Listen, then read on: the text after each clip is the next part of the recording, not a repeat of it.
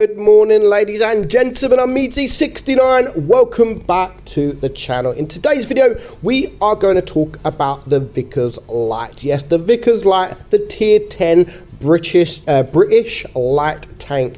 And when this tank was first came into the game, it was fantastic, really good. It was borderline OP. Maybe some may even think it was OP.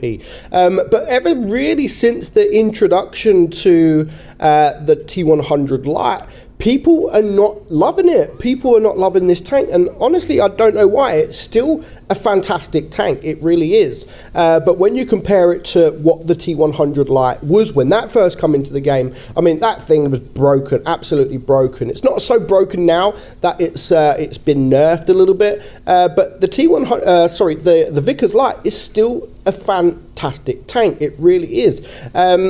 Of course, it's been nerfed since it was into the game, but it still makes it a strong tank. And I think what was really good about the Vickers Light is that it was one of the first sort of light tanks in tier 10 that was kind of different to what we already had. So of course we had the Bat Chat, which was the first light tank, and which was supposed to be one of the only light tanks we have in tier 10. Originally, Wargaming didn't want to add any more light tanks in tier 10. I think they even stated somewhere that they have no plans in adding any more light tanks in tier 10. But yeah, look how that panned out. I could be wrong, but I'm pretty sure that was the case, that the Bat Chat was only going to be the only light tank in tier 10. But of course then we had the other tanks like the Sheridan come in and the Vickers Light, and the Vickers Light did show something in tier 10 that was different to the other light tanks, and that is what was so good about it. Not only did it have things like Hesh, not the super strong Hesh, but it still has kind of Hesh, but it was different to the light tanks we had. Of course, it's not different to, it's still similar to the medium tanks we've got in the game, but when you look at light tanks in tier 10, when you've got the Bat Chat, which was an auto loader, and then we had the Sheridan, which was a big massive dirt gun, so we never had any kind of normal light tanks, you know, just the average, the normal, you know, the single shotgun, which was fast, great spotting, and etc. And we had that with the Vickers, and I think that's why so many people absolutely loved the Vickers Light. And not just that, but it was super strong as well. The turret on this thing was absolutely crazy, and I think it had the best view range, I think, in the game, and I think it may be still the best or something like that. So yeah, it's still a brilliant tank, and you could still get bounces in this tank. Of course you can, if you get some shots on the turret, if you hold down, you can still get bounces on that turret. So we're going to watch this game, which is absolutely brilliant. And how many times have we spoken about this map in this position? Well, Howie is going to show us how to do this position absolutely brilliantly. So of course, this is known as what I call the meme position, because that's what it is, because so many people just do not know how to deal with a tank that is in this position. It is so funny when you're alone against, say, 5 tanks, and all 5 tanks are trying to get up there whilst there is a light tank or even a medium tank in this position. Now, there's only really one way to counter this, or I mean, if you're a light tank, you can, of course, get into the same position. But there's only one way, really, if you're in a tank destroyer or a heavy tank, that you can counter that, and that is just to ignore him.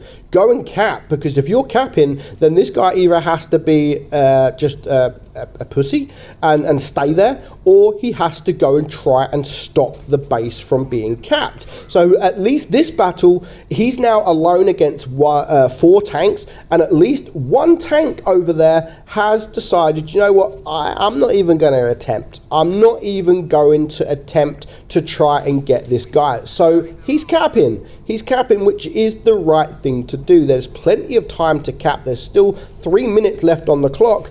Plenty of time. So our guy here now has 4,200 damage, and of course the WZ113, yeah, you're not going to get him, mate, but because what he's doing and the person capping has managed to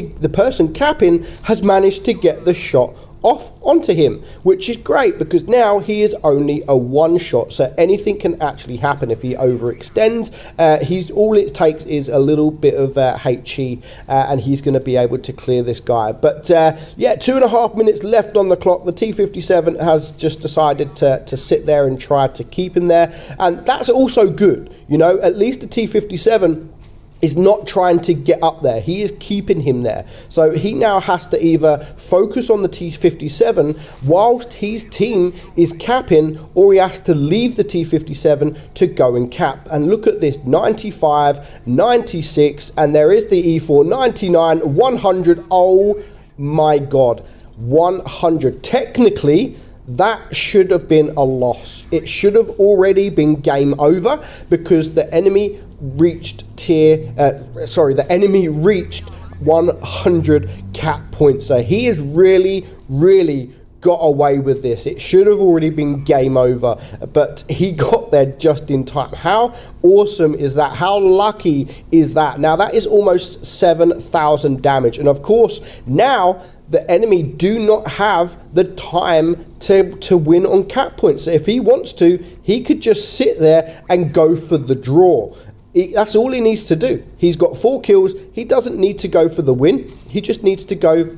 He can even get the damage and go for the draw. But no, he's still going to sit in this position and attack this E4. So now the E4 is dead. There is just one Yo left alive. And look, here's a one shot. Just misses his shot. But of course, because the Yo is an autoloader, he does have to be very careful. Now, he does have time to reset his camo if he wanted to and then rush that guy, but no need. Absolutely brilliant win. That was very very lucky, and this is the kind of thing the Vickers is still capable of doing. It is a super strong tank, and just because we've got the likes of the T100 light tank now doesn't mean that the tank is a bad tank. So we're going to have a look just at the stats of the tank and just pretty much compare it to other light tanks. So as we know that the T100 has around 3,500 DPM ish, almost around about that. So the Vickers light,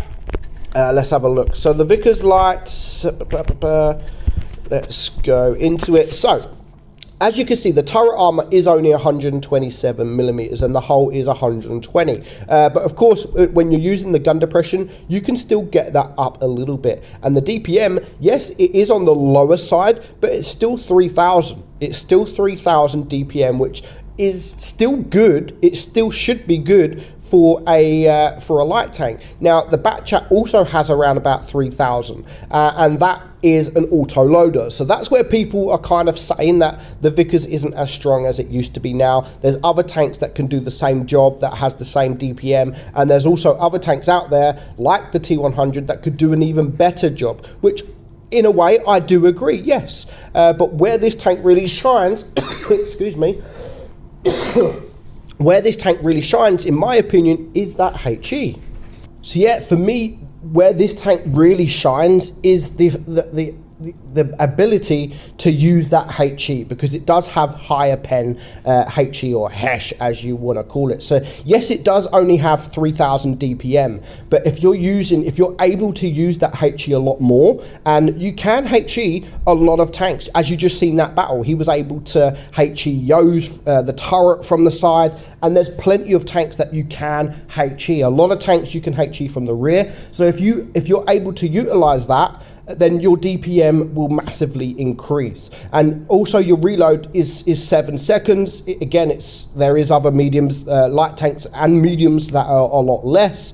The penetration is 263 and 319. Now that is actually me running calibrated shells. So if you wanted to up the DPM, you can up it to 3,200, which makes it a lot more better, but of course you do not have the penetration. Now I would definitely recommend the penetration, because the penetration I don't think is great. I mean, if you don't run it with calibrated shells, you don't even break the 300 mark. So yes, the penetration is on the lower side, but if you run it with the calibrated shells, then your HE pen goes up to 116. That is really good, and as I've said, you're able to HE a lot of tanks, and up that DPM even more. So the tank is absolutely brilliant in my opinion. Yes, it doesn't have the DPM or the penetration that some tanks have that have got, the medium tanks or light tanks, but it is still a brilliant tank that needs to be played. As I've said, the camo is one of the best in the game, or if not, I think it is the best in the game, or the view range, sorry,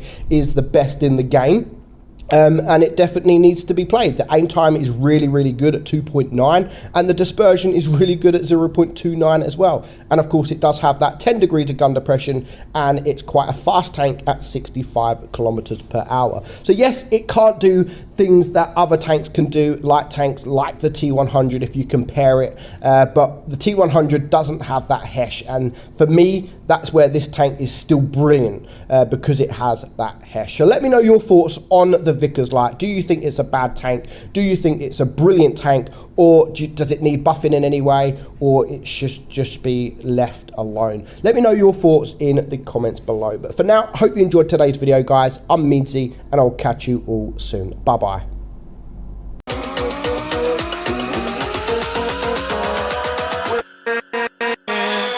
With